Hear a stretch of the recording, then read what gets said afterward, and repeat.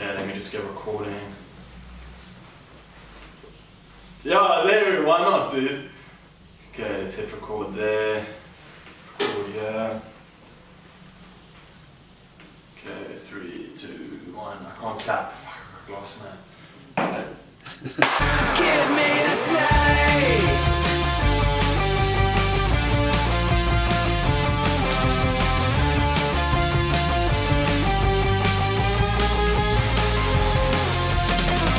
I want that sugar on my face. Go ahead, girl, give me a little taste. I need that sugar on my face. Come on, don't make me wait.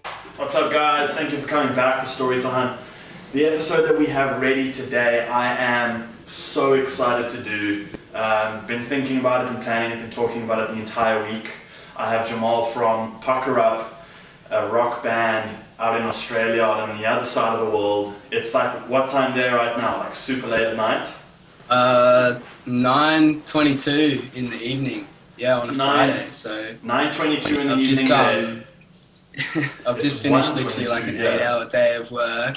Yeah. 1:22 like an hour. Yeah, like, I'm I'm trying to like be at your level and have some beza and kind of, you know, chill out and have beers, and I still have to go to work. That's good. I love the commitment, man. Yeah, there we go. You got to go to work, and that's alright. I've been working all day, so I've literally been up on a roof. Like, I do roofing full time, like as a job. So yeah, I've been up on a roof all day in the sun. I mean, it's winter right now in Australia. It's winter in South Africa too, right? Yeah. Because you guys are in the southern hemisphere. Yeah. Yeah, but it doesn't feel like winter, man.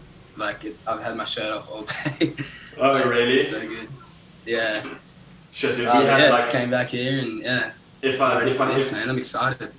Oh, dude, me too. So, you know, having such a busy day, I want to say thank you for coming on and agreeing to do this after, you know, like what, you were working like 2 hours away from where you are, still did work the whole day to get back and have some beers with the boys as well. Yeah, well, that's kind of just my life at the moment. Yeah, like we got a few things going on, obviously with the band and a few other side projects. But among all that, I still work like every single day. Like here in Australia, I'm what they call a tradie, so I do trade work. So I get up early in the morning. I drive my car to work. I get out, get on my tools. I get up on the roof. I work hard, and then I come home at like 4 or 5 o'clock in the afternoon, and I get straight into this little room where we are right now, in our warehouse where we live, and I play music with the boys pretty much till I'm ready to pass out. Jeez, or have something else I need to do before I have to go back to work again tomorrow. So that's proper commitment. Yeah. It's hectic, but I mean, I don't know. I wouldn't have it any other way. I found when you slow down and you've got too much time to yourself, that's kind of when things can almost get a little bit depressing almost, to use that word. It's when you slow down, you got a lot of time to be by yourself and think of things. That's when you can, you know, get in your own head a bit. So yeah, I'm glad that through all this kind of like ISO, COVID-19 stuff, I've literally just been able to work non-stop.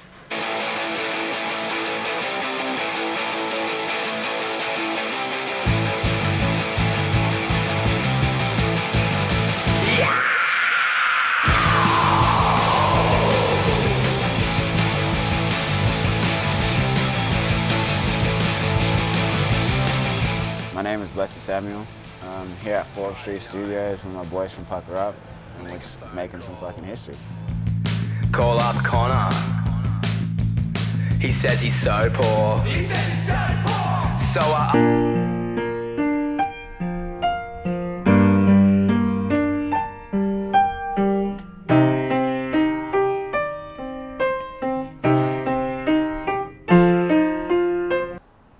Cheers, PVCKER Up.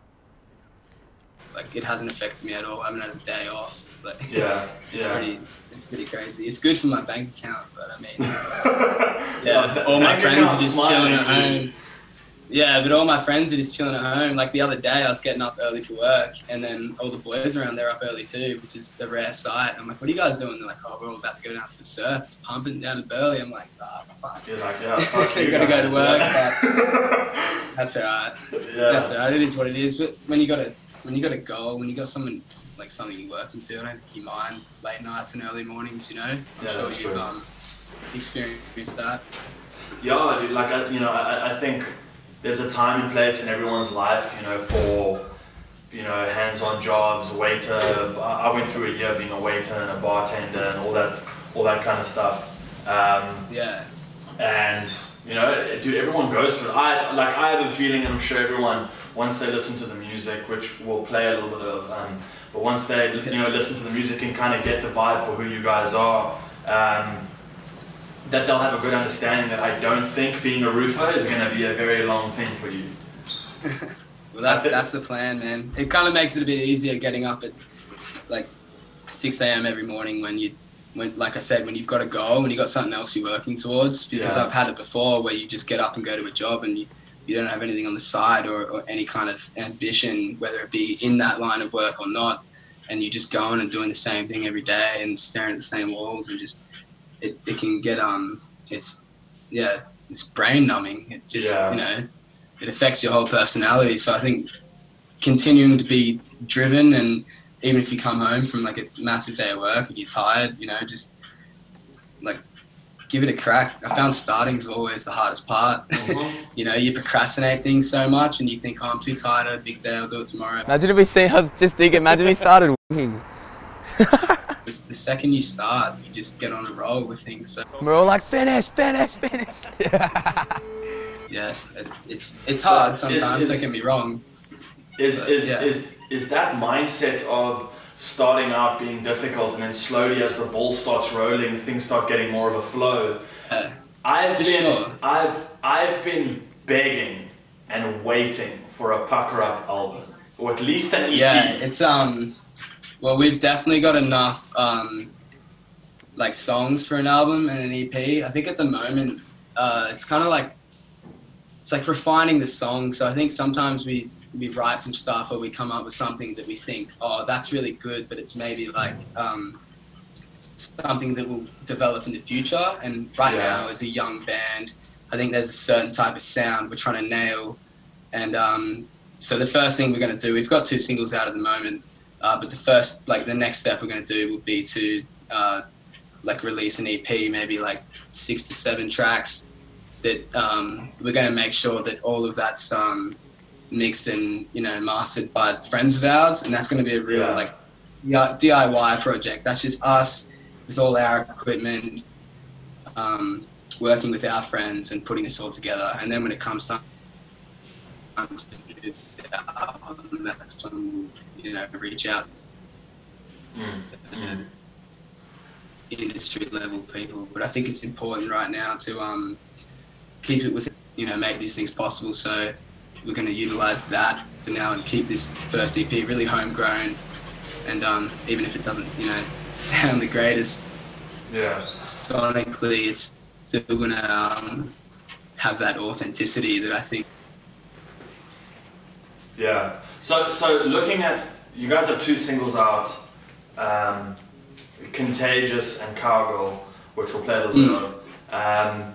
Were both of those recorded where you staying? Was none of this done at like industry level?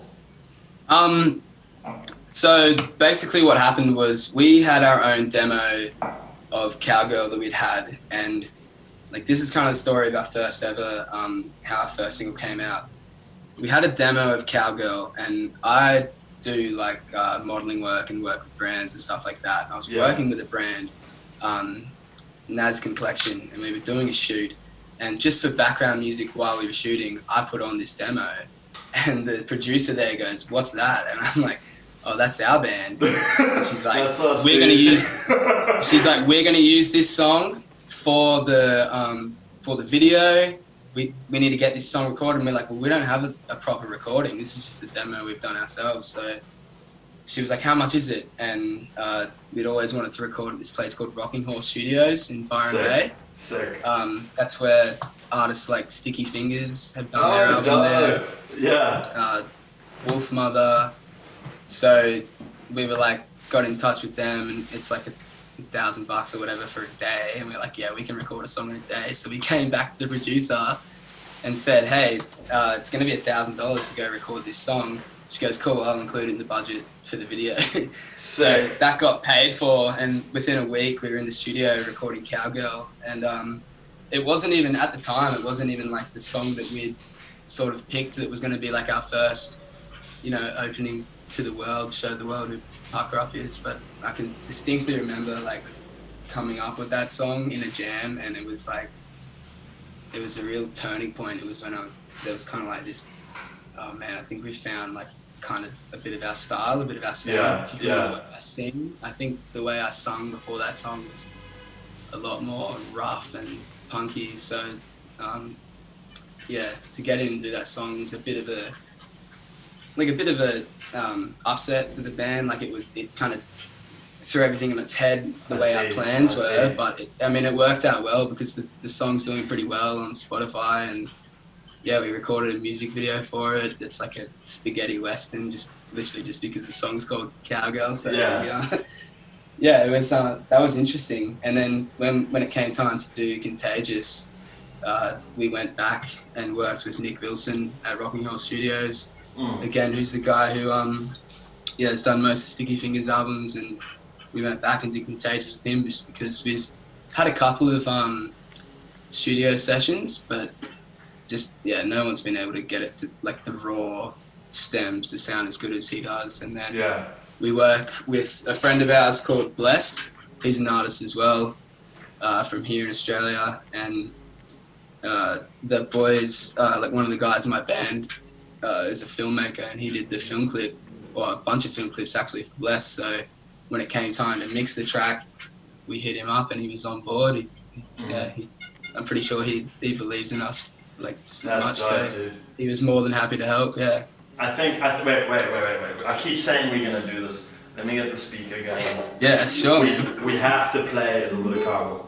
There's a part of the song. Yeah. if anyone listening, if you like rock and roll, or in general, if you just like good music, this will be down your heady.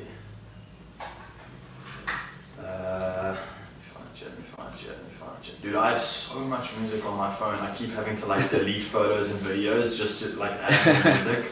Okay, let's play it. I'm gonna play it from like me, I'm gonna play it from like a minute in. Yeah.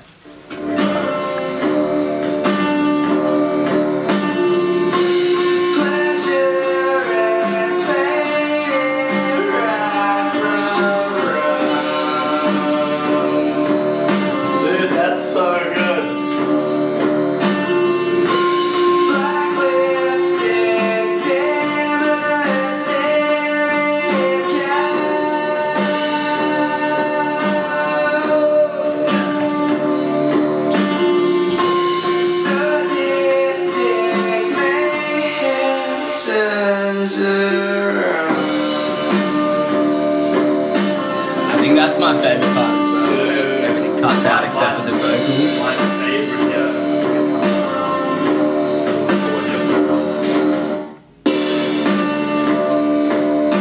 I love the screaming part just because like... Well, yeah, like when I say that this song is a little bit like an upset for the band, it's just that like I've had a super like, this bit. It's coming.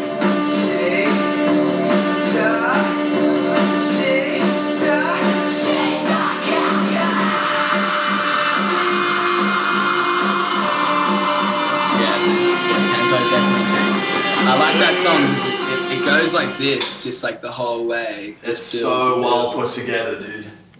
I appreciate that, man. Especially that being like our first ever entry to the world. But yeah, like I was saying, when that song came out, and just the opportunity we had to record it and get it ready, and like we timed the release with the release of this, campaign that I was doing for the skincare company. Yeah.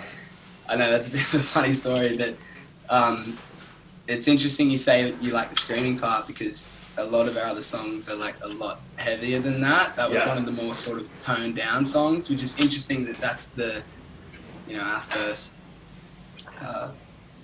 sort of launch into the world of music, because like I said with the EP, it's a lot more fast paced and very punk rock and stuff, and then we'd like to explore more of the slower soulful stuff down the line. I think right now our first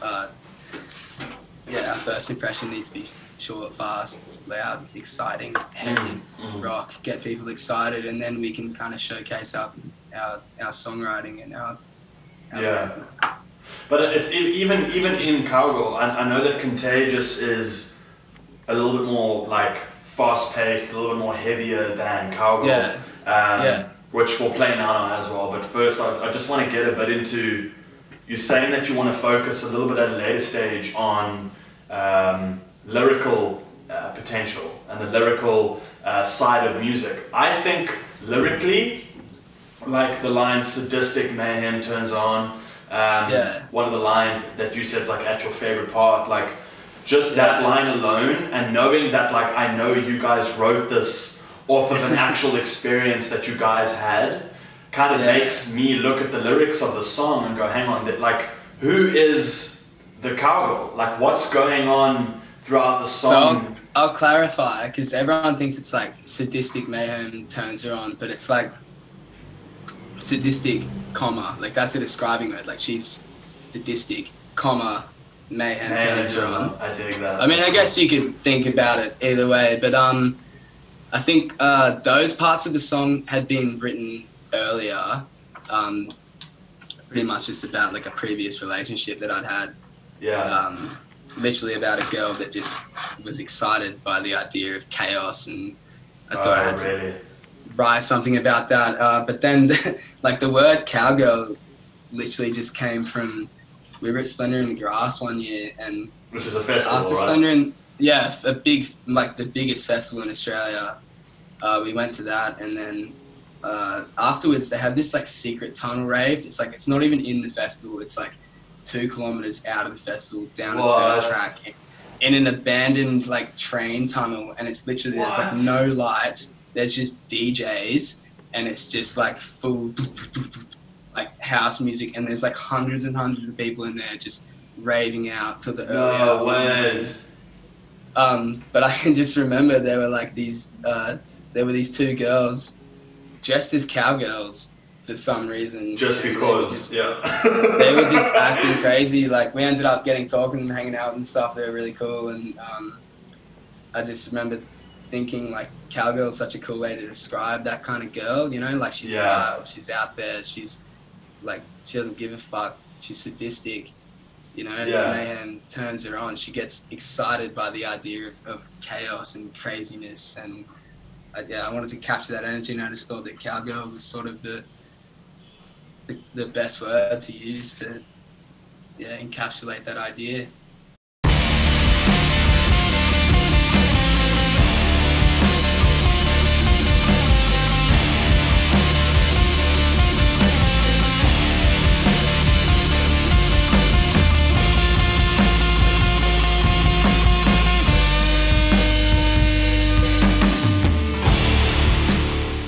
And then, of course, we filmed a whole music video that was like a spaghetti western about a bad cowgirl that goes around and kills everyone. It just kind of snowballed. Like, it doesn't really mean anything. It's just kind of like, that's just the word I thought would be the best to describe that kind of girl, you know? She's a cowgirl. That's where the lyric comes from, Well, like, for me, and I don't want to get too deep into something that you guys have written, but like, for me, the reason why I like the song, like, even my girlfriend is obsessed with the song as well. And it's such a good song that keeps such a tempo of, like, you know, listening to a song, it's got this cool beat. It's almost like the way that you wrote it musically, it has this mystery to it. And when the screaming part comes, is like the release of the mayhem that you talk about. And it's almost that's kind of like,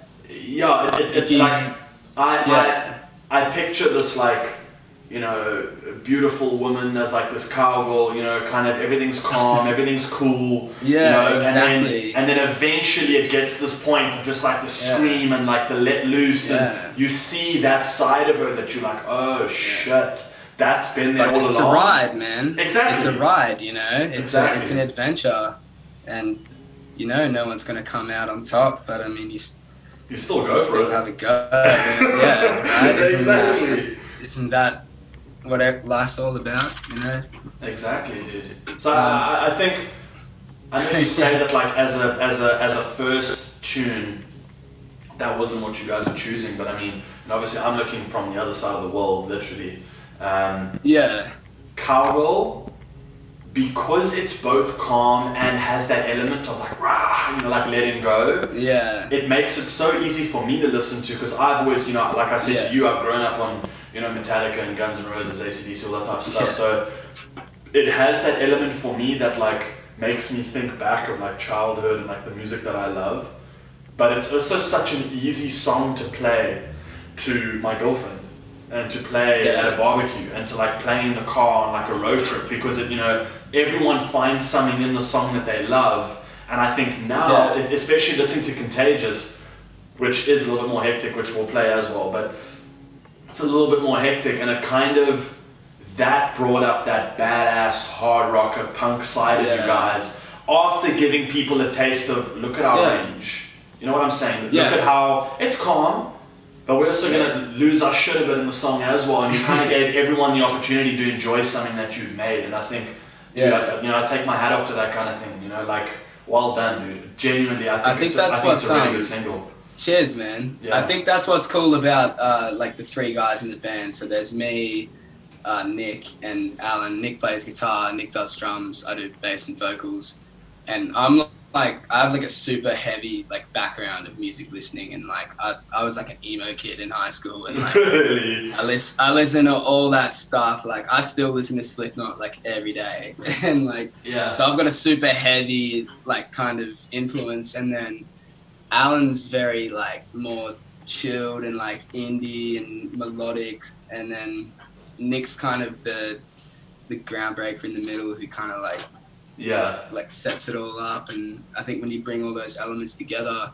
that's what you said, you can have those heavy parts of the song, but it's still got like a catchy chorus or something. And when we were starting the band, that's one thing we like talked about, was that, you know, we'd go and sit, like I'd always go watch bands, like super hardcore bands. I used to love it, going and moshing out to hardcore bands, but like I noticed there's never really any like girls there dancing or stuff. It's a super like masculine environment, and we wanted our music to be pretty inclusive, and like we want girls to be able to dance in the chorus, and then all of a sudden halfway through the song everything breaks down, and you know the guys are just like, oh shit, we want to like, we don't want to try and appeal to everyone, but we want pretty much like you said, we want to have that different range in our song, and even song to song. We have songs that could sound like they're off a death metal album, and then we have songs that could sound like they're off a like acoustic chill. I've written songs on piano and stuff, so really, I guess now it's figuring out how do we piece all this together and release it in a certain way, and that we show the world who we are step by step. That's kind of the challenge we're facing now.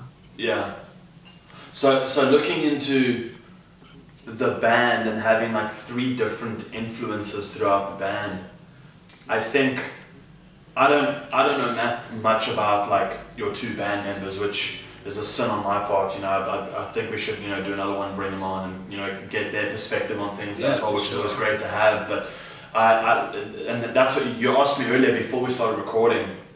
You asked me the question of how I found you guys and how I found PVCKER UP.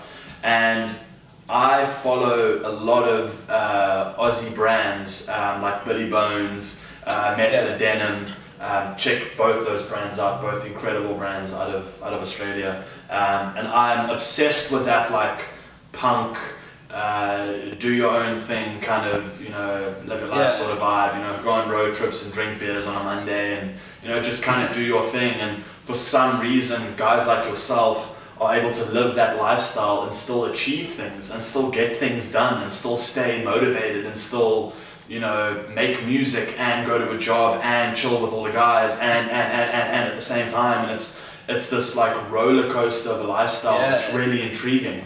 And I mean, I've just thrown like a girlfriend in that mix too, and I haven't had a girlfriend in like 2 years, so it's there's a lot of balance there. There's a lot of I can't make this, I can't make that because I'm doing this and doing that. But, Yeah. you know, I guess at the end of the day, you're just trying to focus on the things that are important, give everything its own bit of time, and yeah, hoping you're putting your energy into all the right things. Yeah. Well, shout out to your But girlfriend yeah, for hanging in there for that lifestyle.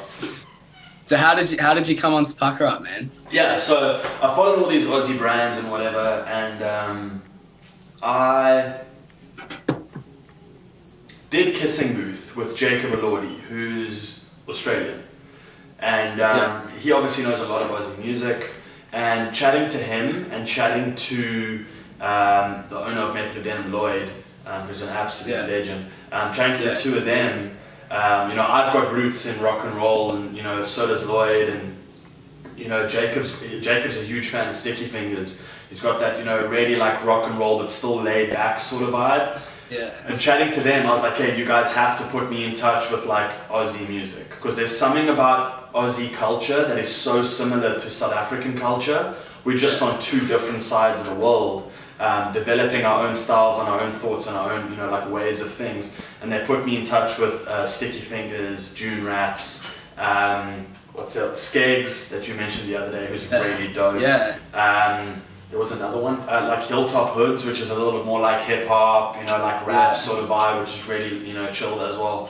And got onto all this music and started downloading and playing it, you know, here at home, and you know, for my girlfriend in the car and for everyone, and you know, all the people around me started getting into it.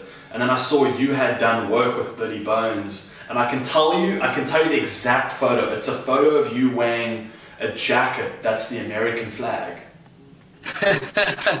And I was like, that is the coolest jacket on the face of the planet. That was a fun day. Dude, that looks like a dope shoot. Yeah. I should have bought it. They're like, do you want to take this jacket instead of getting money for the shoot? And then I don't know why, but I took the money for the shoot. Oh, dude, you should have taken that jacket.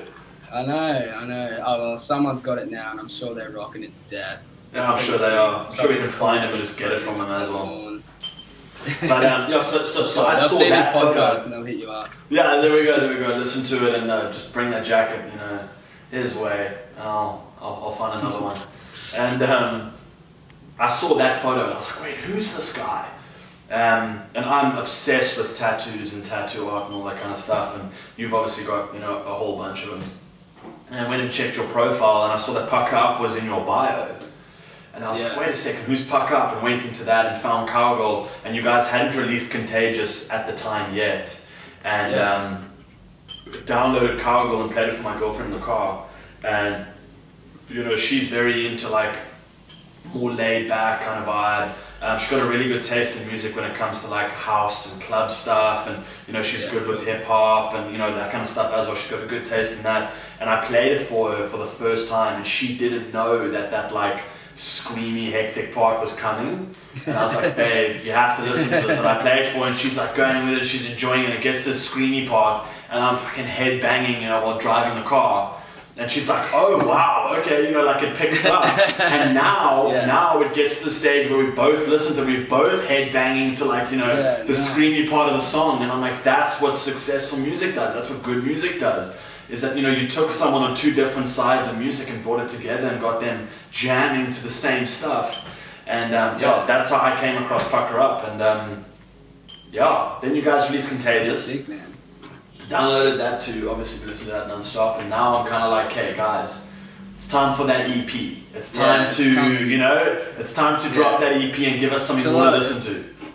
Yeah, there's a lot of work involved and like, we're definitely perfectionists with it, and even just the lineup of songs that are going to be on the EP changes like day to day. We're like, no, this one's better, put this on the back burner for now, put this one on the EP, now put this on the EP. But like I said, I think it's going to end up being some of the earlier songs that we wrote, so we can really give people an insight to where we came from and that the whole originality where we just worked with our friends. We recorded with Nick Wilson, from Rocking Horse, but apart from that, everything's mixed and edited and mastered by friends of ours, and that's important to us for the first EP, is to keep it homegrown. I think that speaks to a lot of the other things we do and the way we work in this sort of creative hub here on the Gold Coast in Australia, is that we all look out for each other, and when it comes time to needing a DJ or a videographer or a photographer and a model or an actor, we have this sort of community of people that we can always reach out to. Yeah. And